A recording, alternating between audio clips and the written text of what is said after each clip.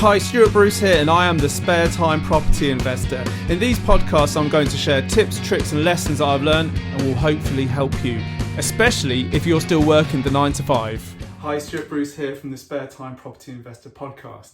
Today, I'm just asking a simple question. Is inflation your friend or your enemy? Now, I see a lot of posts saying if you have money in savings accounts, it's being wasted because it's not being invested. You're not making your money work for you. However, I want to start off by saying if you've got some savings, well done, because there's a lot of people out there who don't have a penny saved and don't have the means to save. So those of us who are in a position to have some savings are very, very fortunate. Nevertheless, if you have money sat in a savings account, you're probably not getting very excited about the returns you're getting. On average, you're maybe getting 1% return on the money you've got sat there, and that's not going to get anybody very excited. So the money you have sat there is either making you a little bit of money, it's stagnating, or it's being eroded by inflation. So inflation, an easy way to see inflation in action is to look at the things that they use to calculate inflation. So they have a basket which includes things like housing, petrol, diesel, alcohol, food, all those things, and they use that basket of goods and services to calculate the inflation rate.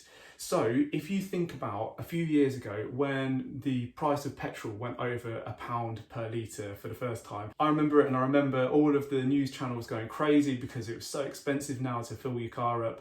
But £1 a litre, I mean, I think a lot of us would be thankful to find that, because at the moment, what is it, 120, 130? So you just gradually get used to the increased prices. What about a pint of beer? I remember a few years ago, you could get a pint of beer for, say, £2. What is it now? £3.64? And probably the most important of all, house prices. Now, do you know how much your parents paid for their first house? It's probably less than you have to find for a deposit for the average house now, because they've gone up so much over the decades.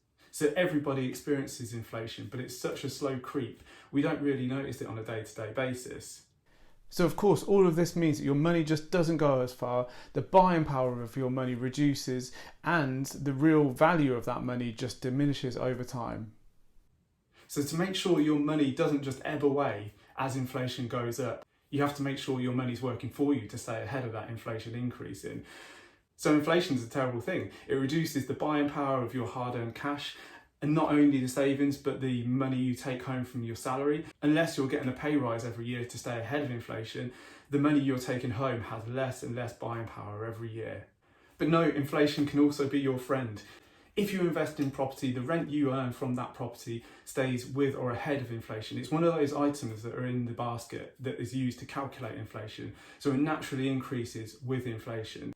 So imagine you buy a property, hopefully at a good price, and the rent that you earn from that property more than covers the mortgage and the other expenses.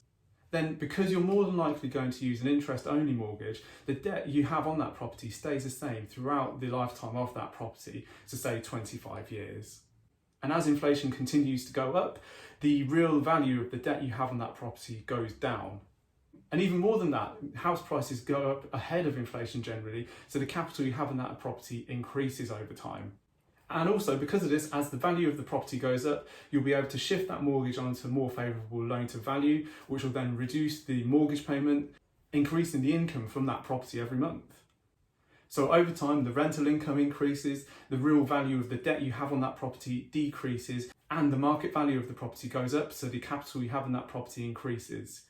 Now, property isn't the only investment that stays ahead of inflation, but I think you can see that investment is a way to turn inflation from an enemy into a friend. Also, it would be wrong for me to say that house prices only go up. They definitely go down as well. But historic data does show that as long as you stick with it for long enough, house prices do go up. Now, if you want to stay informed about inflation, the Bank of England released a quarterly report that has some really interesting information. It's quite dry, but they also have some graphs and things like that you can flick through and get the overall gist. I personally think that property investment has other benefits aside from staying ahead of inflation that I'm going to cover in some other videos. So if you've enjoyed this episode, please like and please share it with some people you might think would find it interesting, and don't forget to subscribe. But that's it from me for this week. I hope you enjoy the episode, and I'll see you again next time.